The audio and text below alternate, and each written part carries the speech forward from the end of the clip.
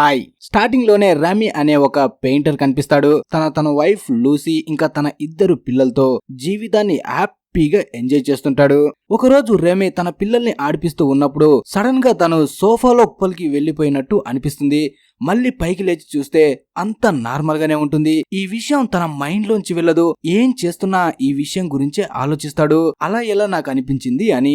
ఇక ఆ రోజు నుంచి ప్రతిరోజు ఎప్పుడైనా సోఫాలో కూర్చున్నా లోపలికి వెళ్లిపోయినట్టు అనిపిస్తుంది. పడుకున్నప్పుడు బెడ్ లోపలికి వెళ్ళినట్టు అనిపిస్తుంది. అసలు ఏం జరుగుతుందో తనకి ఏమీ అర్థం కాదు. ఇక మళ్ళీ తనని తాను నార్మల్ చేసుకుంటూ ఇదంతా నా భ్రమ అయి ఉంటుంది అనుకుంటాడు. తర్వాత ఒక రోజు రేమి తన పిల్లలతో తన పెయింటింగ్ స్టూడియోలో ఉంటాడు. అలా అక్కడే ఈవినింగ్ వరకు ఉండి పిల్లల్ని తీసుకుని ఇంటికి వెళ్లిపోతాడు. కానీ స్టూడియోలో తను అనుకోకుండా ట్యాబ్ ని ఓపెన్ చేసి ఉంచుతాడు. ఈ ఒక్క తప్పు వల్ల తన జీవితమే నాశనం అయిపోతుంది. మార్నింగ్ అయ్యేలోపు మొత్తం స్టూడియో నీటిలో మునిగిపోతుంది. కంగారుగా మిగిలి ఉన్న పెయింటింగ్స్ అయినా దాచుకుందామని వాటి కోసం వెతుకుతూ ఉంటాడు. కానీ సడన్ గా మళ్ళీ తను ఉన్న చోటునే లోపలికి వెళ్లిపోతాడు.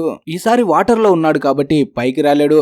తన స్టూడియోలో మునిగి వేరే ప్రపంచంలో బయటికి వస్తాడు.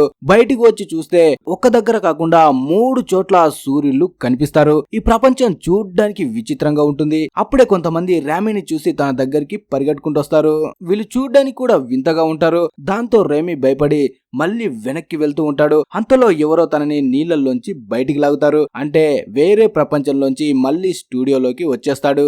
బయటికి వచ్చిన తర్వాత ఈ విషయం గురించే ఆలోచిస్తాడు. దీన్ని భ్రమ అని కూడా అనుకోలేడు. ఎందుకంటే తన కల్లారా వేరే ప్రపంచాన్ని చూశాడు కాబట్టి. అలా ఇంటికి వచ్చిన తర్వాత లూసీకి కూడా ఈ విషయం గురించి చెప్తాడు. లూసీ కూడా తన మాటల్ని నమ్మదు. నిజానికి లూసీకి రేమి అంటే అస్సలు ఇష్టం ఉండదు. తను వేరే అతనిపై మనసు పారేసుకుంటుంది. డాక్టర్ కెలల్ అంటే తనకి చాలా ఇష్టం. రేమిని వదిలేసి తన దగ్గరే ఉండాలనుకుంటుంది. ఒక్క రోజులో మనోడి జీవితం తల్లకిందులైపోతుంది. అక్కడ చూద్దామంటే మొత్తం స్టూడియో మునిగిపోయింది. ఇక్కడ పెళ్ళాం దగ్గరకు వస్తే ఇంకొకటిపై మనసు పడ్డాను అంటుంది. ఇక తనకి ఏం చెయ్యాలో అర్థం కాదు. ఇక ఏదైతే ఏమైందిలే, తన భార్యని ఒప్పించి అంతా నార్మల్ గా సెటిల్ చేసుకుందాం అనుకుంటాడు. కానీ ఏకంగా లూసీ కెలల్ ని తన ఇంటికి తీసుకువచ్చి రెమీకి పరిచయం చేస్తుంది. అస్సలు లూసీకి భయం ఉండదు. వీడిని ఎంత తొందరగా వీలైతే అంత తొందరగా వదిలించుకోవాలి అన్నట్టు తహతహలాడుతుంది. ఇక మనోడు కూడా చేసేదేం లేక ఇక మీరు ఒకటైన తర్వాత నేను మాత్రం ఏం చేస్తాను, కొన్ని రోజుల్లో నేనే మీ జీవితాల నుంచి దూరంగా వెళ్లిపోతాను అంటాడు. తర్వాత రెమీ తన ఫ్యామిలీ అందరినీ పిలిచి ఇదే విషయం గురించి చెప్తాడు. నేను ఇలా ఎక్కడ కూర్చుంటే అక్కడ వేరే ప్రపంచంలోకి వెళ్లిపోతున్నాను అని చెప్తాడు. వాళ్ళందరూ ఆ మాటలు విని మనోడేదో స్టోరీ చెప్తున్నాడు అనుకున్నట్టు నవ్వుకుని వదిలేస్తారు.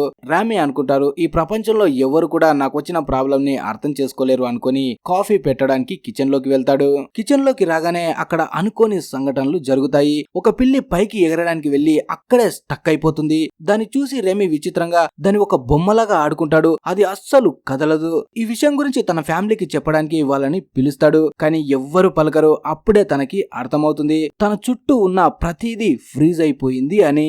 ఇక కింద ఉన్న ఫ్లోర్ కూడా ఒక లిక్విడ్ లాగా మారుతుంది. దాంతో రెమీ లోపలికి వెళ్లిపోతాడు. తను వెళ్లకుండా ఉండడానికి ఎంత ట్రై చేసినా అస్సలు మనోడి వల్ల కాదు. కొంతసేపటి తర్వాత తను కళ్ళు తెరిచి చూస్తే కిచెన్ లోపల నుంచి డైరెక్ట్ గా ఒక అడవిలోకి వచ్చేసి ఉంటాడు. తన చుట్టూ ఎవరు కనిపించారు. కొంత దూరం నడిచి ముందుకు వెళ్ళాక ఒక దగ్గర అడవి మనుషులు ఒక జంతువును చంపేస్తూ కనిపిస్తారు. మనోడు ఏమీ తెలియనట్టు అమాయకంగా వాళ్ళ దగ్గరికి వెళ్లి నాకు హెల్ప్ చేయండి అని అడుగుతాడు. కానీ వాళ్ళు మాత్రం రెమీని చూడగానే మనోడు కేవ్స్ లా గుమగుమలాడిపోతున్నాడు, వీని కూడా తినేద్దామని పట్టుకోవడానికి వెంట పడతారు. దాంతో లగెత్రా ఆజామని వెంటనే అడవిలోకి పరిగెడతాడు. అలా అడవిలో నుంచి వాళ్ళకి దొరకకుండా ఒక ఊర్లోకి వస్తాడు. ఆ ఊర్లో ఉన్న ఒక గుహ లోపలికి వెళ్లి దాక్కోవడానికి వెళ్తే సడన్ గా ఆ ప్రపంచం నుంచి ఎవరో కాలు పట్టి లాగి తన ఇంట్లోకి విసిరేసినట్టు అనిపిస్తుంది. వెంటనే మళ్ళీ తన కిచెన్ లోకి వచ్చేస్తాడు. కిచెన్ మొత్తం మనోడు పాడు చేసి ఉంటాడు. తన ఫ్యామిలీ వాళ్ళు వచ్చి చూస్తే వీడికి ఏదో పిచ్చి పట్టింది అనుకుంటారు. వాళ్ళకి నచ్చజెప్పడానికి మనోడు ట్రై చేస్తాడు. కానీ వాళ్ళు మాత్రం తన మాట వినరు. పాపం పెళ్ళాం వదిలేస్తుందని పిల్లాడికి పిచ్చి పట్టింది అనుకుంటారు. దాంతో మనోడు కళ్ళు తిరిగి అక్కడే కింద పడిపోతారు. కొంతసేపటి తర్వాత మనోడు హాస్పిటల్లో ఉంటాడు. డాక్టర్ కూడా తనకైనా గాయాలే కనిపిస్తాయి. కానీ తన ప్రాబ్లం గురించి చెప్తే అదంతా కట్టు కదా అన్నట్టు కొట్టిపారేస్తుంది. తర్వాత తన స్టూడియో మునిగిపోయినందుకు స్టూడియోకి పైసలు ఇచ్చిన బ్యాంకు వాళ్ళు పైసల్ని వసూలు చేయడానికి వస్తారు. వాళ్ళతో రెమీ మాట్లాడుతూ ఉన్నప్పుడే సడన్ గా అందరూ ఫ్రీజ్ అయిపోతారు. దాంతో మనోడికి అర్థమవుతుంది ఇక్కడ తేడా జరగబోతుంది అని. అలా చూస్తూ ఉండగానే తను ఫ్లోర్ లోపలికి వెళ్లిపోతాడు. ఇప్పుడు కూడా తనని తాను ఆపుకోవడానికి ట్రై చేస్తాడు, కానీ అస్సలు తను ఆగడు. మూడోసారి కూడా వేరే ప్రపంచం లోపలికి వస్తాడు. అలా తను కళ్ళు తెరిచేసరికి తన చుట్టూ అడవి మనుషులు ఉంటారు. చెట్టు మధ్యలో నుంచి నిద్రలేస్తాడు.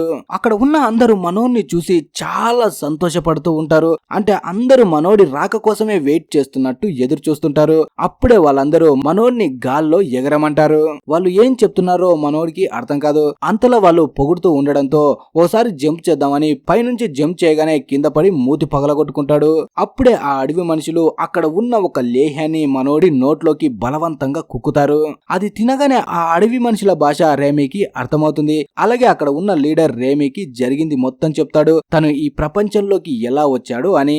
ఈ ప్రపంచంలో ఈ అడవి మనుషులకి ఒక రాక్షసుడి బెడద ఉంటుంది. ఆ రాక్షసుడు వీళ్ళందరినీ చంపి తినేస్తూ ఉంటాడు. వాడి నుంచి కాపాడుకోవాలంటే వీళ్ళ పూర్వీకులు ఇచ్చిన ఒక బుక్కు ఆధారంగా వేరే ప్రపంచం నుంచి ఒక వీరుడు వచ్చి ఆ రాక్షసుని చంపి వీళ్ళని కాపాడతాడని ఉంటుంది. అందుకే వాళ్ళు ఆ బుక్కు ఆధారంగా మంత్రాలు మాయలు చేసి ఆ వేరే ప్రపంచం నుంచి వాళ్ళని కాపాడే వారిని రప్పించడానికి ట్రై చేస్తాడు. ఈ ప్రపంచంలో అడవి మనుషులు ఈ మాయలు మంత్రాలు చేస్తున్నప్పుడే నిజమైన ప్రపంచంలో ఉన్న రేమి కూడా ఆ సోఫాలోకి వెళ్లిపోవడం, బెడ్ లోపలికి వెళ్లిపోవడం, మొత్తం చుట్టూ ఫ్రీజ్ అయిపోవడం జరుగుతూ ఉంటాయి. ఇప్పుడు ఈ అడవి మనుషులకి మనోడే పెద్ద హీరో అన్నమాట. కాకపోతే మనోడు డైరెక్ట్ గా వాళ్ళతోనే చెప్పేస్తాడు, పెళ్ళం వెంట వేరేవాడు పడితేనే వాని కొట్టలేకపోయాను, ఇక మీ రాక్షసుని చంపి మిమ్మల్ని ఎలా కాపాడతానని నేను ఈ పని చేయలేను అంటాడు.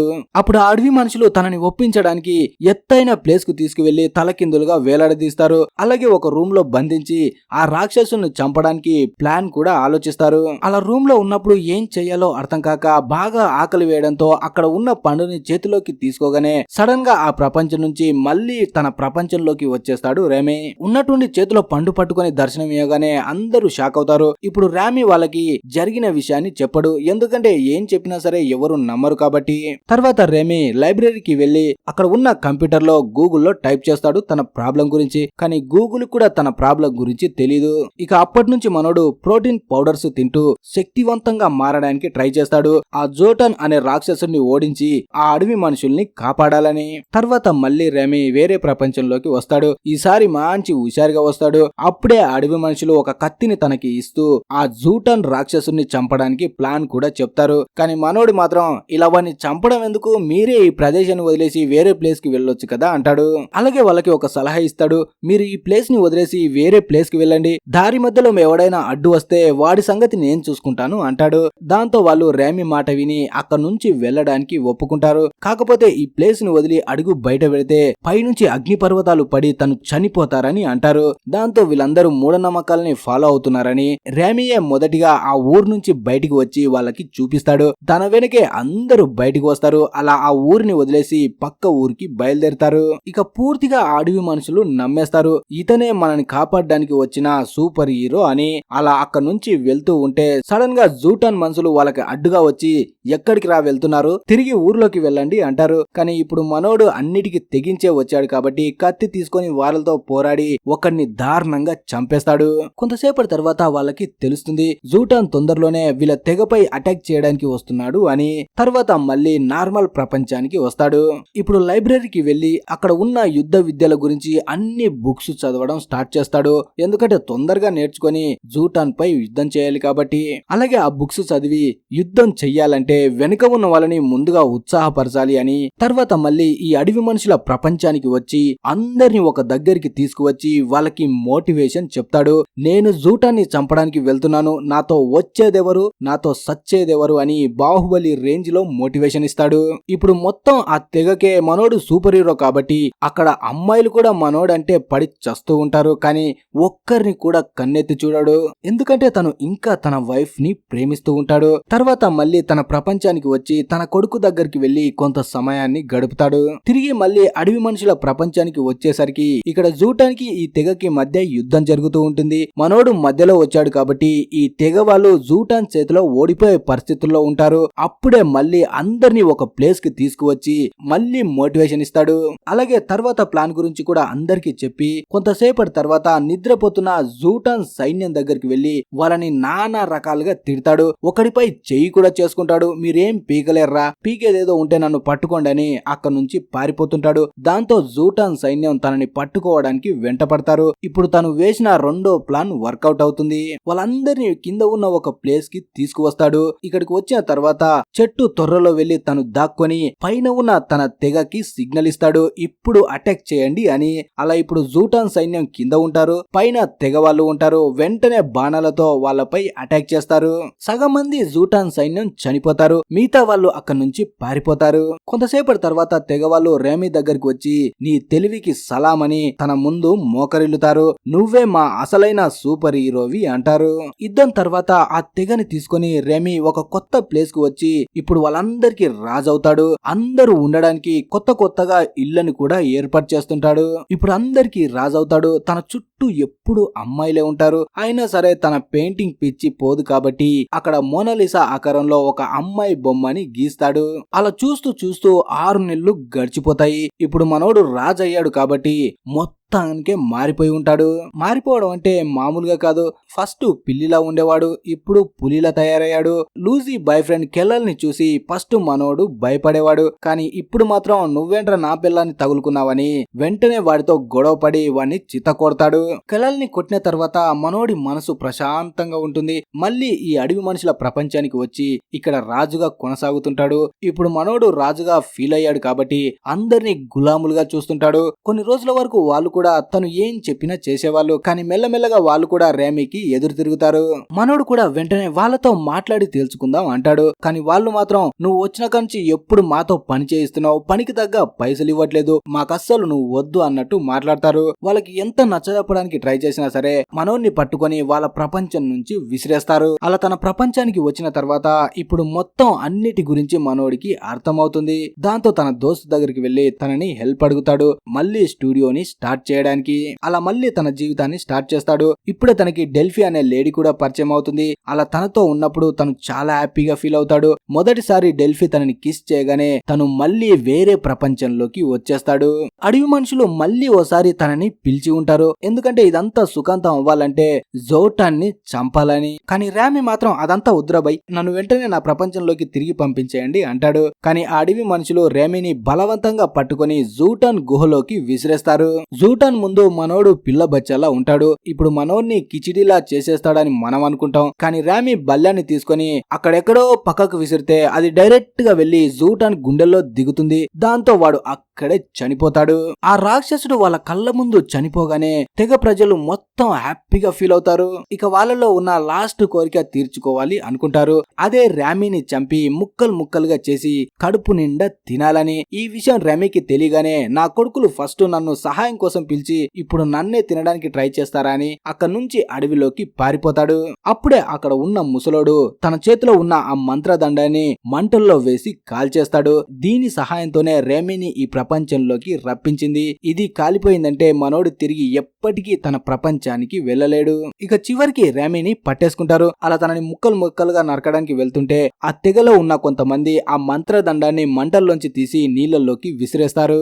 దాంతో ఆ మాయా ప్రపంచాన్ని వదిలేసి తిరిగి తన ప్రపంచంలో హాస్పిటల్లో కళ్ళు తెరుస్తాడు. హాస్పిటల్లోనే లూసీ డెల్ఫీ ఇద్దరు ఉంటారు. అప్పుడే డెల్ఫీకి తెలుస్తుంది లూసీ రేమి ఇద్దరు విడాకులు తీసుకోలేదు అని. అందుకే తన నిర్ణయం తీసుకుంటుంది మనోడికి దూరంగా ఉండాలి అని. అప్పుడే లూసీ అంటుంది, నేను ఇంకా నిన్నే ప్రేమిస్తున్నాను, నా బాస్ ని లవ్ చేయడం అనేది నేను చేసిన పెద్ద తప్పు, అలన్నిటిని మర్చిపోయి నన్ను క్షమించు అంటుంది.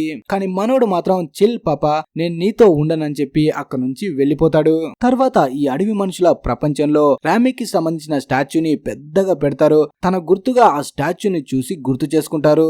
ఇక లాస్ట్ లో రెమి లూసీతో కలిసి బీచ్ లో తన పిల్లలతో కనిపిస్తాడు. ఇప్పుడు అన్ని వదిలేసి సంతోషంగా జీవితాన్ని గడుపుతుంటాడు. అలా ఈ మూవీ ముగుస్తుంది. మరి ఈ మూవీ గురించి మీరేమనుకుంటున్నారు అనేది కింద కామెంట్ చేయండి. అలాగే వీడియో నచ్చితే లైక్, షేర్, సబ్స్క్రైబ్ తప్పకుండా చేయండి. Thanks for watching.